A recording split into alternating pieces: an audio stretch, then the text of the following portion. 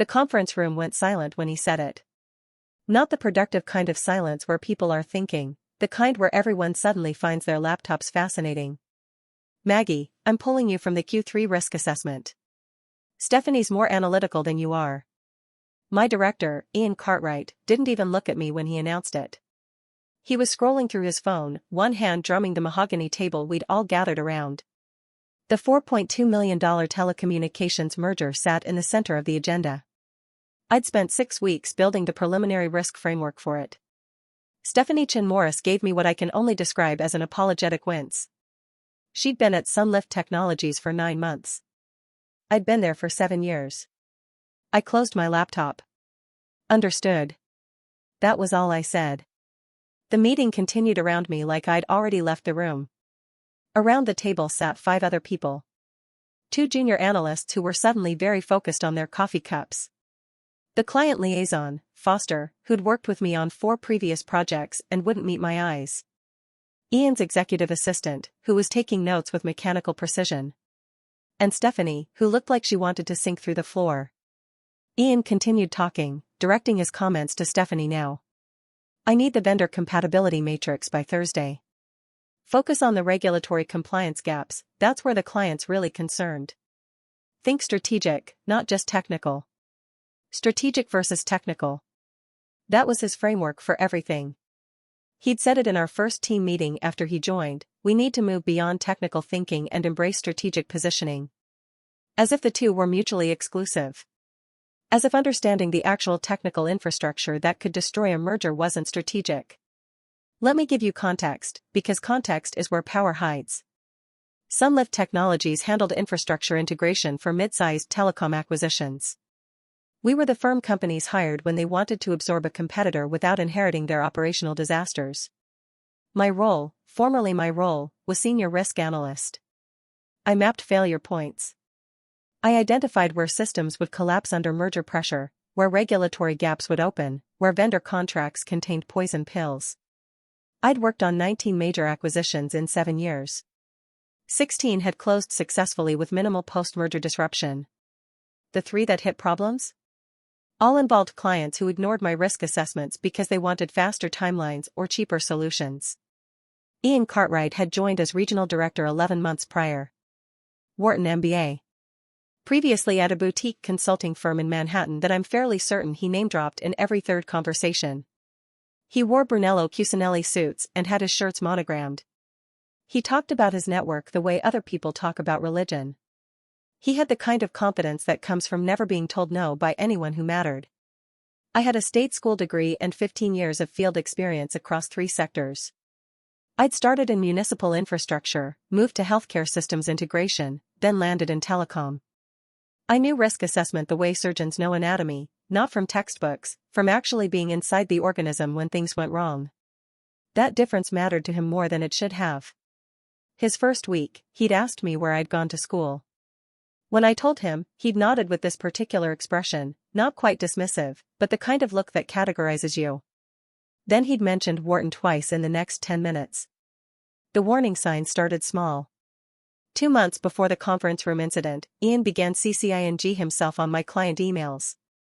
Not unusual for a new director wanting visibility. Then he started responding before I could, reframing my technical assessments in what he called strategic language. My carefully documented concerns about legacy system incompatibility became his opportunities for infrastructure optimization. Clients started replying only to him. The first time it happened, I thought it was a miscommunication. I'd sent a detailed analysis to our client at Northbridge Communications about their vendor's outdated authentication protocols. Security risk, potential compliance violations, expensive retrofit required. I laid it out in clear terms with cost projections and timeline estimates. Ian replied an hour later, CCing the entire client team, what Maggie's identified here is actually an excellent opportunity to modernize your security infrastructure ahead of industry trends. This positions you as a forward-thinking acquisition target rather than a company playing catch-up. Let's schedule a call to discuss the strategic implications. The client responded to Ian, not me. Thanked him for the reframing. Asked when he was available. I stared at that email for a long time. In team meetings, he'd interrupt my updates to add context, which meant talking over me for 4 minutes while I sat there holding a half-finished sentence. When I sent him the draft compliance matrix for the Zenith acquisition, he forwarded it to the client with his name in the author field and mine moved to contributors. The Zenith matrix had taken me 3 weeks. I'd interviewed 14 vendor contacts, cross-referenced compliance requirements across 7 states, and identified 9 critical gaps that would have derailed the acquisition if left unaddressed. 47 pages of analysis. Ian sent it out with a 2-paragraph cover note about strategic due diligence and his name at the top. I didn't fight back loudly. I watched. I started keeping a folder. Not because I was planning anything yet. Because I've worked long enough to know that patterns matter, and patterns require evidence. Email timestamps. Meeting recordings were available. Our company policy allowed recording meetings for note-taking purposes, which I'd never bothered with before. The original version of documents versus what he sent to clients. Version control metadata showing who actually created what content. I labeled it Ian Correspondence Archive and kept it in a subdirectory most people wouldn't think to check, nested inside a project folder for a closed acquisition from 2 years ago. The day he pulled me from the risk assessment, I added the meeting agenda and my notes to the folder. File number 23. It was growing. Stephanie did her best with the Q3 analysis. She was sharp, truly. Dual degree in systems engineering and business analytics. She asked good questions and didn't pretend to know things she didn't. But she didn't know the vendor landscape the way I did, didn't have the institutional memory about which subcontractors cut corners when deadlines tightened. Didn't know that Caltech Solutions, the vendor that looked perfectly fine on paper, had been flagged by 2 different regulatory bodies in the past 18 months for data handling violations that they'd quietly settled. You don't find that information in standard databases. You find it by knowing who to call, which regulatory filing systems to check manually, which industry contacts will tell you the real story over coffee. I'd built those relationships over 7 years. Stephanie had 9 months. 4 days after Ian reassigned the work, I was in my office reviewing a separate contract when I heard his voice in the hallway. Not his usual measured executive tone. Shouting. Why did we miss the warning signs? He slammed into the main work area where Stephanie and 2 junior analysts sat. I could see them through my office window. Stephanie's face had gone pale. One of the junior analysts, a recent graduate named Oliver, was frozen with his hand halfway to his keyboard. The client is furious. The vendor they're acquiring has non-compliant data handling across 3 states. Regulatory is going to bury them. This should have been flagged in the risk assessment. I knew which vendor he meant immediately. Caltech Solutions. I'd flagged them 6 weeks ago in my preliminary notes, the ones Ian had removed me from before final review. I'd specifically noted their settlement history and recommended a deeper compliance audit before proceeding. That recommendation hadn't made it into the final assessment. Stephanie tried to respond but he cut her off.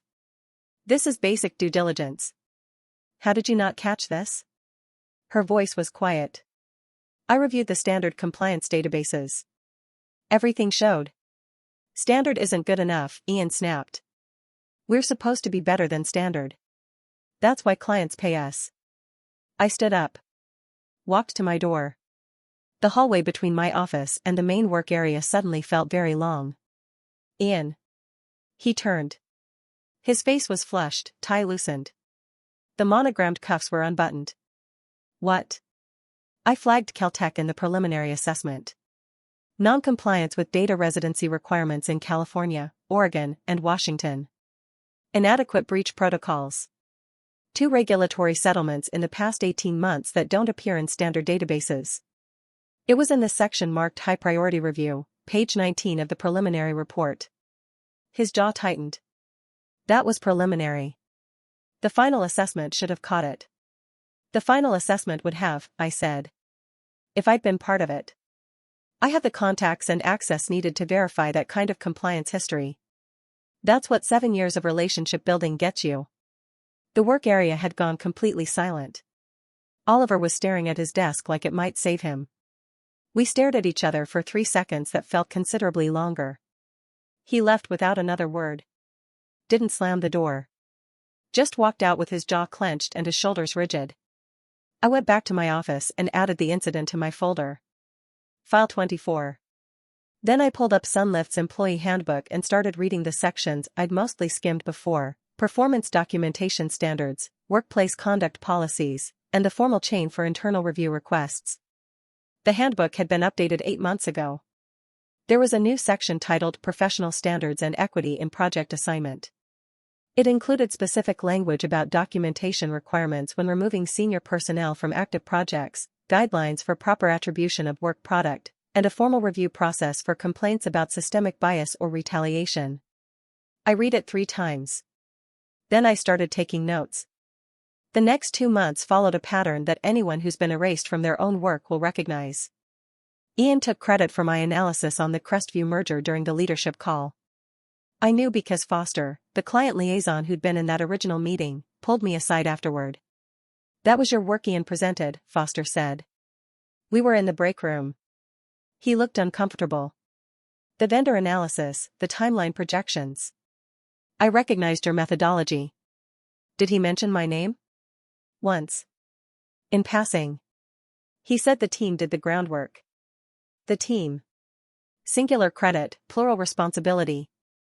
Ian started scheduling client meetings without inviting me, then acting surprised when I asked about outcomes. "Oh, I thought you were busy with the Westport contract.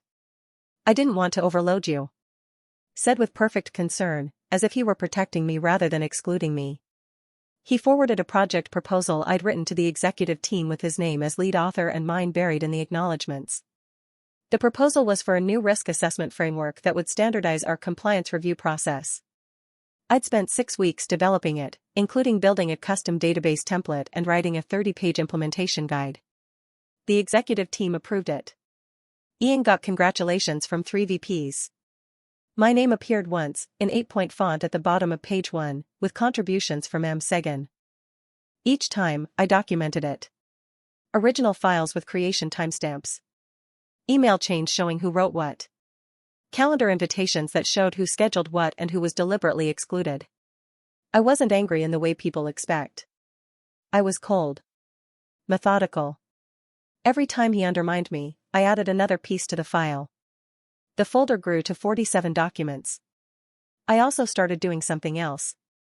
I began keeping a simple spreadsheet tracking every project Ian touched. Project name, timeline, outcome, whether his strategic reframing had helped or hindered. It was revealing. 3 projects he'd taken over from me directly, 2 had gone over timeline, 1 had missed a critical compliance requirement that cost the client an additional $180,000 in retrofit work. 4 projects where he'd modified my recommendations, all had experienced some form of preventable complication. The pattern was clear. His strategic thinking looked good in presentations but collapsed under operational reality. In week 6, Ian made a mistake. He sent an email to a client, Helix Communications, promising a risk assessment turnaround in 3 days. He assigned it to me with a 2-line instruction: "Handle this. Client expects excellence." 3 days was impossible for the scope he'd promised. The Helix acquisition involved a target company with operations in 11 states and 3 data centers with different compliance requirements. The responsible timeline was 10 business days minimum. I knew it. He should have known it. But he'd wanted to impress the client. So he'd made a promise I'd have to break. I replied, CCING our VP of Operations, Diane Osworth. "Ian, based on the assessment parameters you outlined to the client, the minimum responsible timeline is 10 business days. This accounts for multi-state compliance review, data center security audits, and vendor verification across 14 subcontractors. Delivering in 3 would require cutting compliance cross-checks and vendor background reviews, which would expose both Sunlift and the client to significant liability. I can deliver a complete assessment in 10 days or a partial assessment with documented limitations in 3. Please advise which approach you'd prefer, and please confirm in writing if you're authorizing reduced compliance review." I sent it at 2:47 p.m. on a Tuesday. He didn't reply to me. He called me at 3:15 p.m. "You're making me look bad in front of Diane." "I'm clarifying scope," I said. "The timeline you promised isn't achievable for responsible work. You're being rigid. Strategic thinking means finding solutions, not creating obstacles. Strategic thinking means not exposing our client to regulatory violations," I said. If you'd like me to deliver in 3 days, I need written confirmation that you're authorizing reduced compliance review. I'm happy to work with whatever timeline you choose, but I need the decision documented. There was a long pause. I could hear him breathing. You've changed, he said finally. You used to be more of a team player. I'm protecting the team, I said. And the client. And the firm. He hung up. 2 hours later, he sent an email authorizing the extended timeline. He framed it as adjusting deliverables to ensure strategic thoroughness and CC'd the client with an apology about refining scope for optimal outcome. The client replied thanking him for the careful approach. I saved the entire email chain in the folder under a new subcategory, Documented Pressure and Retaliation. File 48. I scheduled a meeting with Diane Osworth in week 8. Diane had been with Sunlift for 12 years. She'd built the operations protocols that kept us ahead of regulatory audits when half our competitors were getting fined. She had a reputation for being fair but exacting. She didn't tolerate incompetence, but she also didn't tolerate people being pushed out for the wrong reasons. She was also the executive sponsor for Sunlift's revised Workplace Standards Initiative, a policy overhaul designed to address exactly the kind of behavior Ian had been demonstrating. The company had settled a discrimination lawsuit 18 months ago. The new policies were part of the aftermath. I brought printed copies of everything. Not because I thought she'd refuse digital files, but because printed documents carry a different psychological weight.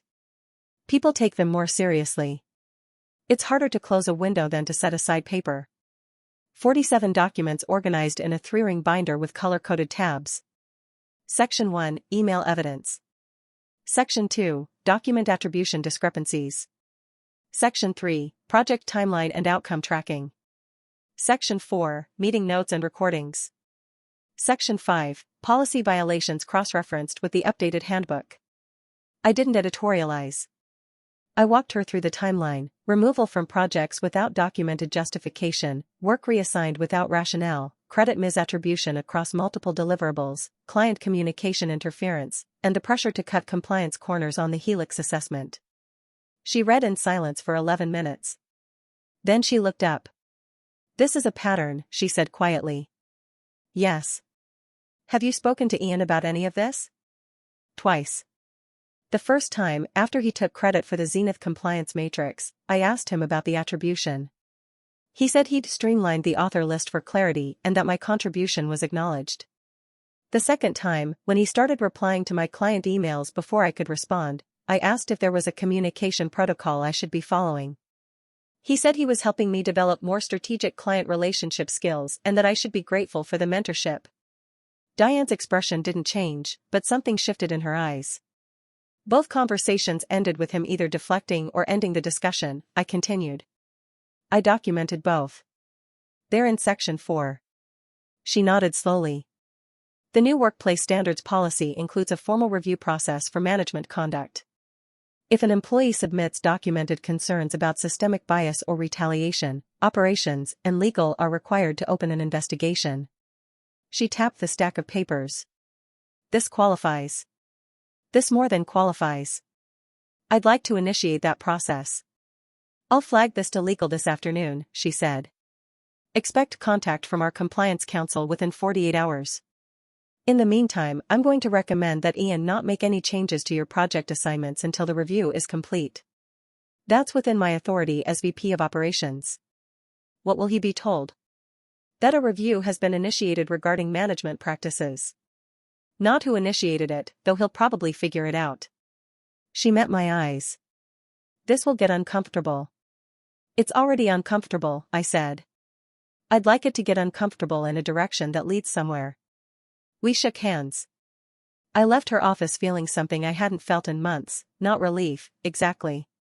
Certainty. Compliance counsel was a woman named Veronica Hale. Mid-50s, steel-gray hair cut in a precise bob, and the kind of neutral expression that probably served her well in depositions. We met in a small conference room on the 3rd floor, away from the main work areas.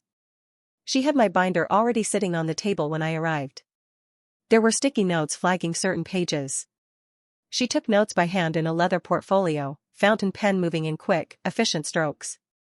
I've reviewed your submission, she said. Before we proceed formally, I need to ask, are you seeking resolution through mediation, or are you requesting a full investigative review? Full review. She didn't blink. Understood. That initiates a 60-day process, though it can extend longer depending on what we find. I'll need to interview other team members, review correspondence, and assess whether the conduct meets the threshold for policy violations. She paused. This will become visible to Ian and to executive leadership. He'll be informed that an investigation is underway. Are you prepared for that? I've been documenting for 2 months specifically because I knew it would become visible. The corner of her mouth twitched. Not quite a smile. You've done my job for me, essentially. This level of documentation is unusual. Most people come to me with general complaints and maybe 3 emails. You've given me a prosecutable case file. I didn't want there to be any ambiguity. There isn't. She flipped through several pages. Walk me through the Caltech incident. That's one of the clearer examples of consequences stemming from your removal. I did. She asked follow-up questions, exact dates, who was present, what the client's reaction had been, whether there had been financial impact. The client threatened to terminate the contract, I said. Foster told me. They eventually didn't, but it cost us the relationship. They haven't brought us another project since. She wrote that down. That's material business impact stemming from personnel decisions. That strengthens the case significantly. We talked for 90 minutes. By the end, she had 6 pages of notes. I'll begin interviews next week, she said. I'll be talking to Stephanie, Foster, Oliver, and several others. I may also pull server logs and calendar data. Standard procedure. You'll receive updates every 2 weeks, or sooner if something significant develops. The investigation moved like all institutional processes move, slowly, quietly, and with more gravity than anyone outside the room understands. Veronica interviewed Stephanie first. I didn't ask what was said, but Stephanie stopped by my office afterward. She looked drained. I told her everything, Stephanie said. The meeting where he reassigned the work. How I didn't have the vendor contacts. What he said when the Caltech issue came up. She hesitated. I should have said something earlier. To you, I mean. You were 9 months in and he was your director, I said. There was nothing you could have said that would have changed how he operates. Still. After Stephanie, Veronica interviewed Oliver and the other junior analyst, a woman named Priya Sutton. Then Foster. Then 2 people from adjacent teams who'd worked on cross-functional projects with Ian.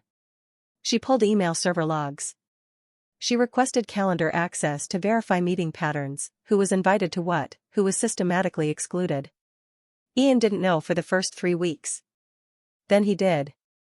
I knew he knew because he stopped by my office unannounced on a Thursday afternoon, 3 weeks and 2 days after my meeting with Veronica. His expression was tight. Controlled. The easy confidence was gone. I hear you've raised some concerns with legal. I submitted documentation about project reassignment patterns and communication interference, I said. It's part of the formal review process.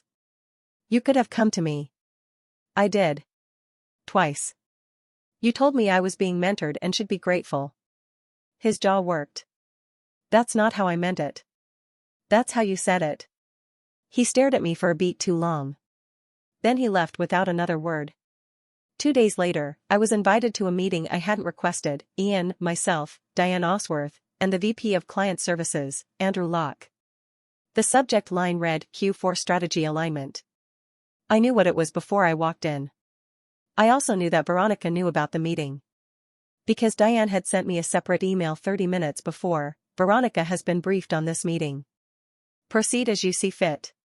The conference room was the same one where Ian had announced I was too weak analytically to handle the Q3 assessment. Andrew Locke led the meeting. Ian sat across from me, posture perfect, expression unreadable. He'd regained some of the composure. This was a performance. We're here to discuss resource allocation for Q4, Andrew said. Given workflow demands and team dynamics, we're exploring structural adjustments to optimize how we deploy senior talent. Translation, they were trying to move me. Maggie, we're considering transitioning you to a client support role, Andrew continued. It would still be senior level, equivalent compensation, but with a focus on stakeholder communication and relationship management rather than frontline analysis. We think your experience would be valuable in helping clients understand our recommendations. It was almost elegant. Frame it as a promotion, relationship management, stakeholder communication. Make it sound strategic. Diane Osworth watched me carefully. She hadn't spoken yet. I folded my hands on the table. Is this connected to the review I initiated? Andrew hesitated. Ian's expression didn't change, but his shoulders tensed slightly. This is about operational efficiency, Andrew said. We're looking at where people's skills are best utilized. Then I'll decline, I said. I'm a risk analyst. That's the role I was hired for, that's the role I performed successfully for 7 years across 19 major acquisitions, and that's the role I'm most qualified to continue performing. If there are concerns about my performance, they should be documented through formal channels with specific examples and metrics. I looked directly at Ian. Not addressed through reassignment during an active investigation into management conduct. The room went very still. I'm also aware that client support roles involve less direct project work and more coordination with existing analysis, I continued. Which would effectively remove me from the work I'm documenting concerns about. That's not operational efficiency. That's retaliation with better branding. Andrew's expression flickered. Ian's face had gone carefully blank. Diane spoke for the first time. Andrew, I think we should table this until the review concludes. Any structural changes to personnel involved in an active investigation could be interpreted as retaliatory, regardless of intent. That's a liability risk I'm not comfortable with. Andrew looked between us, then nodded slowly. Agreed. We'll revisit in Q1. Which meant never. We all knew it. Ian said nothing. But when the meeting ended and everyone else filed out, I saw him exchange a look with Andrew. Not angry. Defeated. The review concluded in week 9. Veronica Hale requested a final meeting. This time, Diane was present from the start. The investigation found sufficient evidence of a pattern consistent with retaliation and professional marginalization, Veronica said. She spoke in the flat, careful language of legal findings. Specifically, systematic removal from high-visibility projects without performance justification, repeated misattribution of work product, interference with client communication channels, and attempted reassignment during the investigation period. These actions violate Sunlift's updated workplace standards policy sections 3.2, 4.7, and 5.1. She slid a document across the table. It was an official finding, printed on Sunlift letterhead with signatures from both legal and operations. Ian Cartwright has been placed on formal probation for 6 months. He'll undergo mandatory management training focused on equitable team leadership and professional attribution standards. His project assignments and personnel decisions will be reviewed by operations for the next 6 months. He's also required to submit written justification for any senior personnel reassignments going forward. She turned to the next page. Additionally, you'll be reinstated to all projects you were removed from. We'll be issuing corrections to internal documentation on the Zenith Compliance Matrix and the Crestview merger analysis to properly reflect your authorship. Foster has already been instructed to update client files accordingly. I read the summary twice. The language was careful, legalistic. But the outcome was clear. There's one more piece, Diane said. We're revising the project assignment protocols to require documented justification for any role changes on active projects. It's a policy update that should have existed already. She met my eyes. It will now. This will be implemented company-wide by end of quarter. You've essentially written new policy through your documentation. That wasn't the goal, I said. But it's the outcome, Diane said. Good systems thinking often is. Ian didn't apologize. I didn't expect him to. He avoided me for 3 weeks. We'd pass in hallways and he'd nod, professional and distant. In team meetings, he was carefully neutral when I presented. No interruptions. No reframing. Just silence. Then the Helix Communications follow-up project came through, a $6.8 million contract extension requiring full risk reassessment. Their original acquisition had gone well enough that they wanted to acquire another target company using our framework. Diane assigned it to me. Directly. With a note, client specifically requested you based on Foster's recommendation. The kickoff meeting was in the same conference room. Ian attended as regional oversight, which was his right as director. I presented the assessment framework I'd built, an updated version of the methodology I'd used on their original project. Ian took notes. Asked 2 clarifying questions about timeline and deliverables.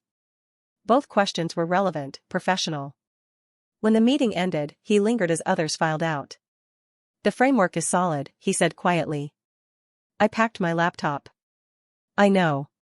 He stood there for another moment, like he might say something else. Then he just nodded and left. That was the last time we spoke about it. Ian left Sunlift 4 months later.